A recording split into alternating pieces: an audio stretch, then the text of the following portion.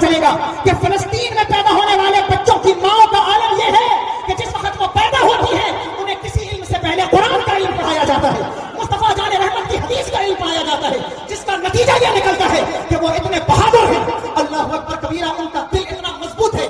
یہاں پر کنڈیشن یہ ہے کہ ادھر سے ہوا چلے تو دوسری طرف سے آواز اٹھنے لگتی ہے کہ ہمارے اوپر بڑے ظلم و ستم ہو رہے ہیں۔ میں انکار نہیں کرتا، لیکن ایک انسان ایسا دکھاؤ فلسطین کی سرزمین پر جو یہ کہہ رہا ہو کہ اتنی بمباری کے بعد، اتنی پریشانی کے بعد، جہاں یتیموں کے ہاتھ کٹے پڑے ہیں، بچوں کی گردنیں ان کے گھر سے جدا پڑی ہوئی ہیں، لیکن ان کے ماں کا نعرہ سنو، وہ کہتی ہے ہمیں دنیا پر کوئی جگہ اتنی پیاری نہیں جتنی پیاری ہمیں اس ارض مقدس کی جگہ ہے، جتنی پیاری ہمیں اس بیت المقدس کی جگہ ہے۔ میں نے میدان قیامت میں اللہ کو اس کا اجر اللہ تمہیں عطا فرمائے گا۔ بغداد کی سرزمین پر ایک انسان، اس نے جس وقت بیت المقدس عیسائیوں کے قبضے میں تھا، اس نے اخروٹ کی لکڑی کا ممبر بنا ڈالا اور اتنا خوبصورت ممبر بنایا، پوری دنیا سے لوگ اس کو ممبر کو دیکھنے آتے تھے کہ اتنا خوبصورت ممبر ہے، خریدنا چاہتے تھے، وہ بیچتا نہیں تھا۔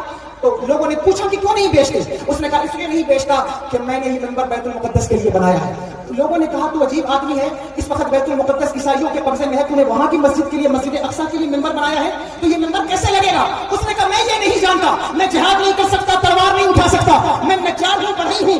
اس کے بچے کو ہاتھ میں ایک بیماری ہوئی ہے، پورا ہاتھ کٹ گیا ہے، اور وہ وہاں سے فلسطین سے، غزہ سے نکل کر، یعنی 350 کلومیٹر دور کا سفر اس نے کیا، 400 کلومیٹر کا سفر، اس کا علاج ہوا ہے، وہ امن کے ماحول میں ہے۔ اس سے پوچھا گیا آپ کیسا محسوس کرتی ہیں؟ وہ روتے ہوئے کہتی ہے مجھے مزہ نہیں آ رہا ہے، جو مزہ مجھے فلسطین میں آ رہا تھا وہ اس جگہ نہیں آ رہا ہے، میرے بچے کا علاج ہو چکا ہے، میں واپس اپنے شہر میں جانا چاہتی ہوں۔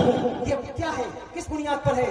اس بنیاد پر ہے کہ جس کے دل میں قرآن کا علم ہوگا وہ کبھی بزدل نہیں ہوگا، وہ کبھی ڈرپوک نہیں ہوگا، وہ کبھی تم دبا کر بھاگنے والا نہیں ہوگا۔ چاہے مصیبت قوم پر آئے، چاہے مصیبت معاشرے پر آئے، چاہے مصیبت ملک پر آئے، جس کے دل میں قرآن کا علم ہوگا، مصطفیٰ جان رحمت کی احادیث کا علم ہوگا، وہ سینہ دکھا کر بات کرے گا، پیٹھ دکھا کر بھاگنے والوں میں شامل نہیں ہوگا۔ اس لیے آپ کو چاہیے کہ آپ علم کی طرف پیش قدمی کیجیے، اپنے بچوں کو بھی پڑھائیے، اور آنا ہوگا اور مسجد اقصی کو آزاد کرائے گا، اس وقت ممبر کی ضرورت ہوگی، میرا ممبر لگا دیا جائے گا۔